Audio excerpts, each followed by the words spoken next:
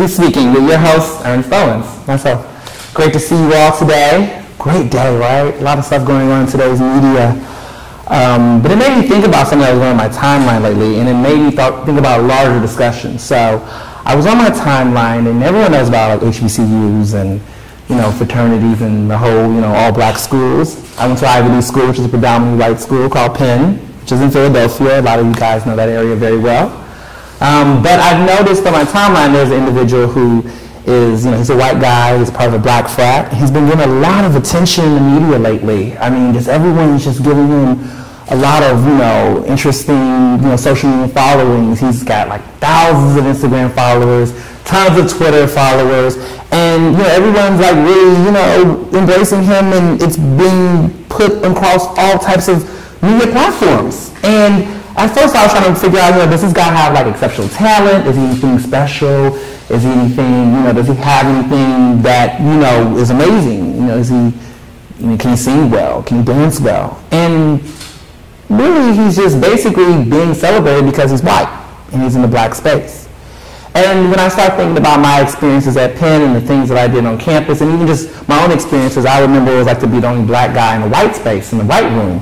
And I thought to myself, I've never gotten that much hype and excitement just for being, that black guy in the room. If anything, it was not embraced. The white community, if there's such a thing, did not, say, oh my God, you're the only black guy. We love you. Can you do all this stuff? It wasn't really that type of excitement. And when I think about other people, it's not to take away from the individual who's getting celebrated, but it makes me think about our own community, our own individuals within those spaces. If we spent that much time celebrating, those black frat members that's already in a fraternity as much as we did, in a fraternity space that's really for him, it would be different. And so it made me start thinking, is it about just frats? Is this the only place where it happens? Is it other places in clubs, music, entertainment, other places where those things happen? Has it happened in your own life where you saw spaces that you felt like was designated for you either because you were LGBT or because you were Jewish or Muslim or black or maybe had disabilities? What other spaces have you experienced where you felt like a certain individual, a certain group was getting a lot of attention? And the term for it, the academic term, if I put my scholarly sense on, is called cultural appropriation, which is basically this sense of stepping into someone else's territory and someone else's set and not necessarily getting the proper means or the work to do it. So is there anyone in the audience who's had personal experience like that or know things lately in the media that's made you kind of think to yourself, that doesn't really sit well with me? Is there anyone out there wondering to yourself, anybody celebrities, people What's your name? Hi, come up to the audience. All right. What's your name? My name's Dave Anderson. Oh, hi, Dave. What's up? Welcome to us this weekend. Thank you for having me. So, what's some stuff that you've experienced? Well, we live in America. America is a country that is built on cultural appropriation. White people came to this country and decided they discovered it.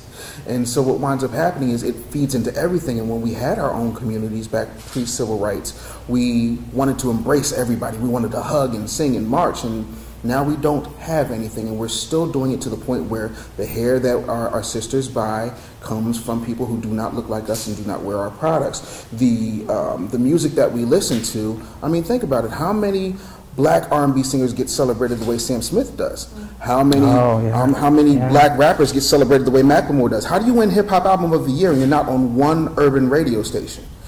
So we have to look at ourselves and say, why do we allow everybody else to basically rape our culture? You don't see it in Chinatown. You don't see it in South Philadelphia with the Italians. You only see it with us because we allow people, because I don't think, and this is just my personal opinion, that we have a high enough love for ourselves to realize that what we have and what we brought to this country is beautiful. Wow. Yeah, thank you. Well, dope. Very interesting. Rape of our country, rape of our resources and our culture. Very, very intriguing. I think, one of the things I've been struggling with, one of the things I think that you brought up that has made me think a lot to myself is this idea that we don't love each other enough. And a lot of times I thought to myself, is that something that we should self-blame ourselves for? Whatever community you are, people feel like as though that self-help hate is self-inflicted, like it's something that we personally just do. But I think, from my own experiences, that it's a little bit deeper than that. I think it's a little bit more nuanced than that. You know, where does that self-hate come from? It's not a choice, in my opinion at least, that individuals choose to celebrate these cultures or at least lend these cultures like a Macklemore. While people like to embrace naturally, I don't necessarily know if it's a choice. Is there people who kind of agree with me on that or even have thoughts, like, to some degree, in many ways that culture is not celebrated as much, not because of its individual people. So, like, there's not people just walking around saying, I hate myself because I'm black is whack, and that's why I listen to Sam Smith before I listen to Jasmine Sullivan. You know, it's got to be more than that. And I don't, you know, I have my own thoughts, but I'm wondering if other people kind of have any idea where that self-hate can come from, or any personal experiences or anecdotes that including something that Dave said. Anyone, you know, people? I'm just curious like that, you know, what kind of thoughts or experiences that you may have that you feel as though you think other people around the world should know, or the rest of Philadelphia should know, in some sense. For me, it's really been something that I thought about a lot, like personally thinking about times in which I think when I sit back and I think about the media and the stuff that we look at, the stuff that we watch on TV, how much of that stuff is embraced. When you watch magazines and you watch TV shows and you're constantly seeing these same things, like the stuff about the hair and people buying hair that's not their culture. It's a lot of people that are embracing that and celebrating that. And I think it's not so much because of the fact that it's a choice, but it's because that's what they see every day. People will do things the way they see it. The way I get my hair cut is probably because of the cultural thoughts. So I'm curious to think of that. Yes. Come to the audience. You look lovely. Thank you, thank you. Should I say my name? Yeah, go ahead. I'm Amanda Parks. I am a friend of Ernest. I went to Penn. I graduated class in 2013. Oh, she went to Penn, okay. So I was going to say, along the lines of what you were saying, I think that self-hate is indoctrinated in like our black communities at a very young age. I work with a lot of young black children, and a lot of black children don't think that they are beautiful because of the images that the media sells us. And deeper in colorism as well within our community. But in my opinion, I always think about the outside. And this is something that I've gone through the last couple of years. I don't like to blame our community for things, although I do think that our community needs to be unified and under one front, which is hard. I tend to blame the greater society for that. So I feel that when you're a young black girl, especially, like, and I have privilege as well because I'm actually mixed. I identify as black, my mother is white, and so I'm lighter skinned, so I know that I have certain privileges of that, but I have lots of friends who are dark skinned and they're beautiful, and there's different things they had to go through at a young age, being told that they weren't attractive, and you start to believe that and own that. And I think even with black women especially, we have been raped, or like certain parts of our bodies now are celebrated on white women. Like the Kardashians basically made a living off of appropriating black things. Like the men they date is all black. To me, that's unhealthy. It's weird to me. Every single person in your family only likes black men except for one. And Kim Kardashian made a living off her body, which is fake. And black women are being celebrated for that. And I think that's what Nicki Minaj, not to get too deep into it, was recently tweeting about. She had a video, Anaconda, which, maybe wasn't like the best like quality of like her music. I thought it was cinematic achievement. Well, I mean, in terms of lyrics, right? Right, but I don't think she wanted that to be it. Right. But the point is that she was celebrating black women's bodies. But when a black woman does it, there's no awards for it. But when Miley Cyrus does it, and she's appropriating it, all the awards are there. Or when Kim Kardashian is doing it, everyone. Now all of a sudden, having a big butt is the coolest thing, when black women or even Latino women have had these features and these curves for centuries. And if anything, we were fetishized for it or raped for it or whatever else. So I think that's what is difficult for me when I talk to like young black girls especially, is like we have to let them know that they're beautiful, but it's hard when they don't see that in the media. They don't see people that look like them. And then also it's interesting now because now white women are getting celebrated for things that black people have been doing forever. Right. Like cornrows, right? Like let me not get too, like Kylie Jenner wore some cornrows. All of a sudden, like this is a new wave. But how long have black people been wearing cornrows? And we can't wear cornrows to a job interview or we wouldn't get it. So it's very deep, but I do think I blame the general society for that more than our people. But then the question is, how do we like unify and like try to teach each other how that we're beautiful. You know, how do black people teach each other black people that we're beautiful and not rely on white people to do that for us. Right. So. Thank you. Lots. Good in. Yes. Okay. Lots to take in. I do have a lot of thoughts on that. One sense, and the one thing that I think that was a big takeaway for me was the idea of like not faulting our own community for those type of things. There is this idea of crabs in the barrel, and we know that. But as I've gotten older, I've begun to realize I'm not focused on the crabs anymore. I'm worried about the barrel and who put us in that barrel, and why are we in that barrel, and what's caused that. Because a lot of times it's so easy to fault our own communities and say, you know, black people did this a lot better, black people did this more, we need to take back our culture. And those are important parts and thoughts and things. But when you start looking at the cause and effect and the correlation between that, there is still that barrel. There is still that barrel that's there. So, okay, what if crabs aren't pulling other crabs at the barrel? What if black people in a larger frame are not necessarily criticizing each other? We're still in the same suppression in the deep space that is still going to cause problems. And it's only human nature, and it's only a culture where people will naturally do that, because that's what happens when you're in those spaces. So it's something that people need to take in consideration when, I guess, talking about it. And it is true about being celebrated. And there's a point that my wonderful guest spoke on, is that a lot of times it is frustrating to see certain traits and things get characterized. One good point that I recently thought about was when they were talking about feminism. Someone said, you know, here's Emma Roberts gets the, I can't remember, Emma Watson from Harry Potter, right? She gets to be the spokesperson for the UN and talk about, you know, feminism and all these things. She's saying all this, you know, whatever, basic stuff, the simple one-by-one stuff about feminism. But then you have someone like Beyonce who's been saying some of the same stuff for a long time, but people kind of was like, whatever, didn't listen to it as much, or thought it was cool, but she doesn't get a world stage. And this woman Beyonce's way older than her, more accomplished than her, don't get a UN position, don't get a be a women ambassador, talk about these issues. And it's like people who've been following pop culture and entertainment looking like everything that she's saying, we've heard this already. This is not revolutionary. This is not new. Then you get so annoyed with these blogs like Elite Daily and Clutch and all this. 5 times where so-and-so's run the world, and 6 times when she dominated the world. Like, this has been done before. All of this has been done before. This is not new. Like, none of this is new. And it's even on a historical note with the Kardashians, which I don't like talking too much about because they have their own show, and this is my show. But I will say that when it comes to taking parts and body parts, you know, to clarify on the fake things, let's just put a disclaimer. These things were bought. They were bought. And the idea that you make a conscientious effort to buy those things and to put those things on you and to gain profit and know that you will gain profit for them is exploitation. Point blank, period.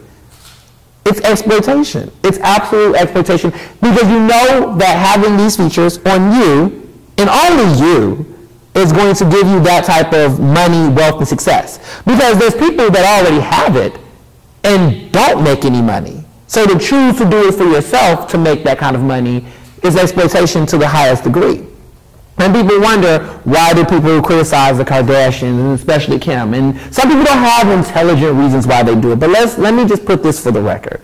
My critiques and concerns is not the typical slut-shaming factor.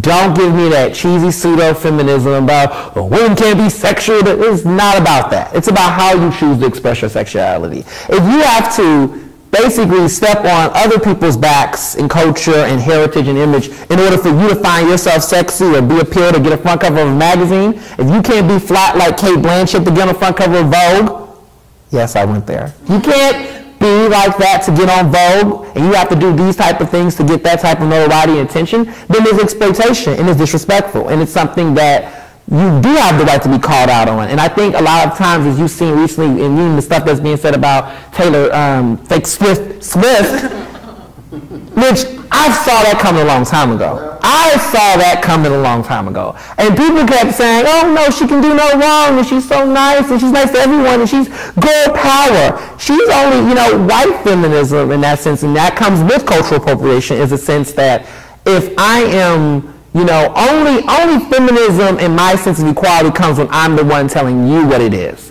It only comes when I'm setting the rules. In that sense, and when people are wondering, like, what's the difference between feminism and white feminism, black feminism? It's the fact that you don't recognize, cultural appropriation. You don't recognize your role in the power dynamic that's taking place within this culture. When you say things like, oh, well, you're basically in those tweets, Nikki saying to her, hey, I want you to speak on this, and she ignores the invitation that Nikki says, I want you to speak on this. I want you to use this privilege and this platform to speak. Instead, she says, oh, no, if I win, you can go on any stage I'm on. Right. A stage that I should have already been on or nominated on, but you think you're doing me a favor by offering me to stand up when you get an award that I should have been nominated for or considered for doing the same type of stuff that's been done already. That video, Bad Blood, is, if you look at, again, Beyonce, because clearly that's, if you look at video phone, some of those images, same stuff, same effects. People have been doing collaboration videos with a bunch of people they knew. If you look at some of the video Beyonce recently did for her album, she had a Superpower, had a bunch of collaboration, a bunch of famous people. Granted, they weren't white people, but they were Pharrell, you had Michelle, you had everyone else, Frank Ocean in the background singing. You had all these people in that video, but it's the same type of concept. There's nothing really original about it. But again, it's celebrated because mainstream is the word that they use to basically mean whiteness. Think about that. When they say she's more mainstream, what does mainstream mean? It means acceptance.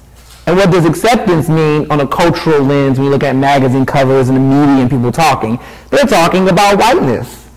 When they say, oh, Nikki's going more mainstream because she's going pop, and they consider pop that. But no one ever says Sam Smith is not being, not mainstream when he's doing soul R&B. You know what they call that? He has universal appeal. He has a global audience. He has universal appeal. He has a global audience. He's touching the lives of countless people across the world. And then they will look at in those stations. And then what's funny is that, like was mentioned earlier, artists like Macklemore, rap music, hip hop music, it's not on any other urban radio. So this is coming from a guy who's done radio in Philadelphia. You're not hearing it on Hot 97 and all those channels. You don't hear it anywhere on those urban stations. Iggy slided in a couple of stations because, she had T.I. behind her. But Macklemore was a completely independent artist, had no black support, not even tried to pretend that he had street swag whatsoever, but, in a thrift store, right? No. Not that that's a bad thing. I like thrift stores. But just still, that same type of mentality and artistry isn't there. And the questions that you sit and you wonder to yourself and ask is like, what will it take? What can you do? What does it take to make these changes? What solutions can happen?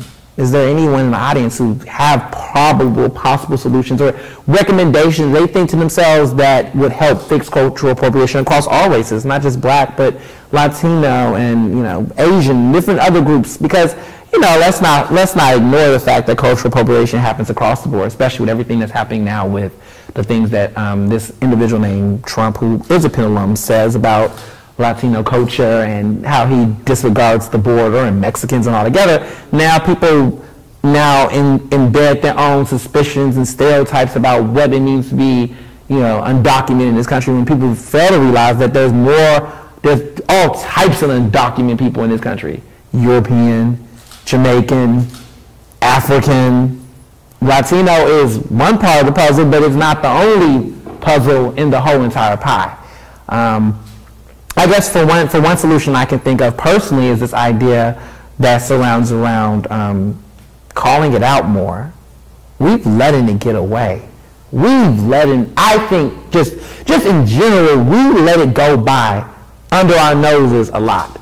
Even in our own social circles. I had to call a couple of people out yesterday. I saw this guy who's saying he's a Catholic, he's white Catholic, and there's nothing wrong with liking me in different groups. in different spaces. But when you try to act like your race doesn't play a role in the type of acclaim or the exploitation or the gravity you're getting, you say, oh, people like me because I'm fun. So there's not any other fun black, these fraternities been out for 100 years. There's not any other fun black Kappas that's out there. You mean tell me you just for some reason, you and your last name, which also happens to be white, get to have the opportunity to get celebrated, and then you just think people are just giving you attention because they like you, because you have a nice personality. Because you came in this entire black space and just said to yourself, oh, you know, I'm just going to, you know, I'm just gonna, you know, I don't see race. I'm colorblind. That's what they say. I don't see race. I'm colorblind. Yes.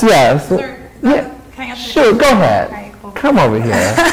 I don't see race. I'm colorblind. I'm not going to pretend that I know the solution to cultural appropriation. Right. But I do think it's twofold. I think it's what you were saying with black people or Indian people or Mexican or any people that their race is being appropriated need to call it out more, like you said. Yes. Like I think that's what's going on a lot with social media. Is I think a lot of these things are coming to the forefront because people are getting fed up with just letting things slide, right? But I think the biggest thing that's going to make the difference is for white people to acknowledge their privilege, and that's the number one thing.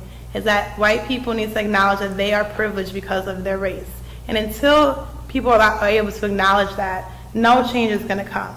Because you have to realize that because of the skin color you have privilege over others. And that's the reason why they think that it's okay, because they think they own certain cultural spaces because they're in power, they have power. So I think the number one solution in general, which is very idealistic and I don't think it's going to happen anytime soon, is for white people to think about, hey, where is my privilege in these spaces, right? And how can I fix that? And I think the number one thing is just admitting that, hey, you know what, I'm privileged. That doesn't mean you have to cry about it and take up more space with your tears, but I think you have to realize your guilt, but you have to realize that I'm privileged and it's not my fault. I was born this way, and I'm born this way, but how am I going to help others with my privilege? And I think that's the number one thing, in my opinion. And it comes down to respect, right? In my opinion, I think some white people, their culture, what is white culture, right? Right. You know, it's hamburgers and it's hot dogs and and inviting people like Taylor Swift says, you know, you can come and win any award on my stage. That's inviting people. That's, you know, if I win an award, you come up on this stage and I'm accepting this award. You can stay right here in the back and I will win this award, but you get to have 5 minutes of fame. Yes. Yes, hi.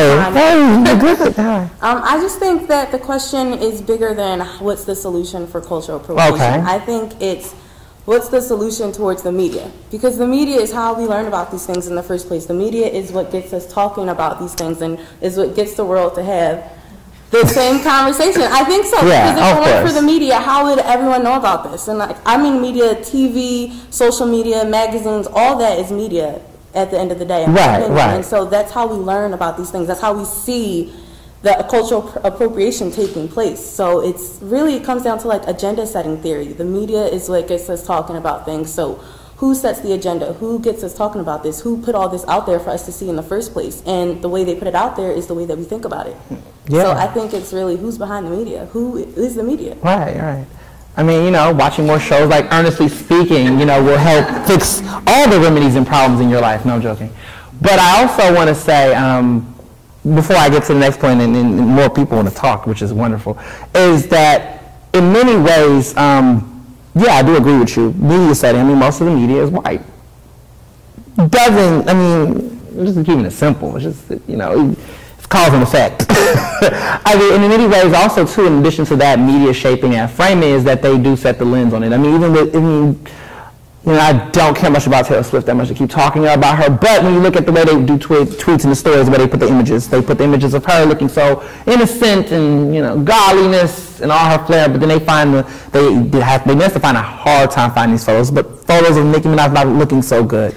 And then putting them next by and side by side, so you see it. You don't have to read the article, but you're looking at bad black woman and angelic white woman. Taylor Swift can do no wrong. Even though we forget how shady she is with Bad Blood, let's not forget that her song that got nominated, like she's talking about, I why they want to pit women against other women? And then Katy Perry came in real quick. Wait a minute, but this song, this video is about me. The video's about her. They're the ones that have the bad blood. But you're about all women, right? No, all women that like you. All women that like you. It's no different. People want to go on there, Nicki beef with everyone. And so does Taylor Swift. Yes. Think about it. Google it. It's out there. Ask all her boyfriends. Right. Did you have anything that you wanted to ask, say? Yes. Come to the show. Hi. Nice shorts. Thank you. Hi, my name's Barry, and I agree with what everyone was saying, especially about the media and whites accepting their privilege. But I also think it's just us not learning our history.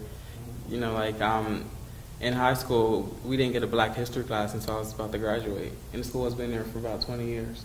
So I think that we're in our when we learn about it, we start from slavery and the civil rights movement. So we're always shown as an oppressed people. So that's how people are going to treat us, not people are going to view us. So I think just not just Black people learning Black history, but everyone in the country. Makes sense. Fair enough. Yes. They all want to come. It gets real here. A couple quick things. Yes. We have to get out of the space where we're waiting for other people to fix our problems. We cannot control whether or not white people decide that they need to take a look at it. If I were to right now body slam you and put my foot on your neck, are you going to look up at me and say, can you imagine how your foot feels on my neck? It doesn't add up. When it comes to classes and things of that nature, when I was a kid, when I was in my young 20s, we didn't have the internet. It didn't exist. You have Google. There are things out here. You have parents, we have elders, we have ancestors, but we're constantly waiting for someone else to take the ball. Third, and this is the last thing I'll say, our people don't dig deep enough. You want to throw Mona Scott Young under the bus, but you don't talk about the 2 white people who hired her to come and be the face of those reality shows. You talk about how bad and how evil the housewives make us look, but how come all the Black women just happen to be in Atlanta, but there are no housewives anywhere else in the country? And why is it that Andy Cohen will sit back and do whatever he wants to do unchecked? You don't get to pick which battles to fight. If my sister is being hurt and I do nothing, it is on me. If I do not know who to blame and who to boycott and who's the advertisers, it's on me. The only change that would ever happen in this country, and historically has happened in this country, is when we have gotten up and made change ourselves. We're always waiting for someone else to lead us. Who was the leader who got Donald Trump pulled off of Univision and all of that? Who was the leader that got Don't Ask, Don't Tell taken off? Who was the leader that made sure that Japanese people got reparations for what happened in those internment camps in this country that we never talk about? Right. Until such time as we recognize that we don't need leaders because we are leaders ourselves, this is going to keep happening because we allow it. And that's what I mean when I say I blame Black people. Real. It's very true. I was wondering to myself about Andy Cohen the other day, watching Bravo. I have enjoyed some of Bravo. I won't deny that I enjoy Bravo. But what I will say, and that takes us back to that point, is that we have to dig deeper and look at what else is happening. Mona Scott Young, didn't land on VH1. VH1 landed on Mount. You know what I'm saying? Like, these things don't just fall out the earth. People get paid. I think people take money. People get desperate. People want success. And when it's a very, like I said, small, tight space to get success, you're going to take what people give you a lot of times, and it's hard because you want to be mainstream. And sometimes the only way that you can get mainstream is if you make those compromises. And some people say, you have to wonder to yourself, and what I've told other people about is that you get caught up in the idea of like getting mainstream stardom and fame and all this great stuff because you want to be embraced. But at the end of the day, there's still a community that's being affected. There's still people being hurt. There's still people being oppressed. And it's only someone's got to wake up and say, okay, enough is enough. I can't do this. Someone's got to pull a Dave Chappelle. More people have to pull that. Because if you don't, it's just going to become the same issues over and over again. And then the major point I want to wrap up with is that, it's true about the thing about us taking our communities back and speaking up about that. There's no need. We don't have to wait for Taylor Swift to speak on those issues. Nicki is just as popular and as powerful as her. And if it wasn't for Nicki to keep on saying what she said, that incident, no one in the news would have said anything. You have to wait for Taylor Swift's late-ass apology at the end 2 days later, I misspoke. You just realized that? Or was your PR person, like the rest of your career, managing that as well? Because we know that's the case. But, you know, fortunately for a show like this, with an audience like this, you know, I am able to let other people know these things and these thoughts, and so that they can somewhere take notes and put themselves in check and put their neighbors in check. But thank you so much for coming on my show and listening, and to the audience out here listening. If you see cultural misappropriation happening in your communities, call them out. If you see people in your area, in your block that's doing some stuff they shouldn't be doing, call them out. If you see another fake Sam White or Sam Smith or any other artist that's out here misquoted, call them out and support your own. Thank you so much.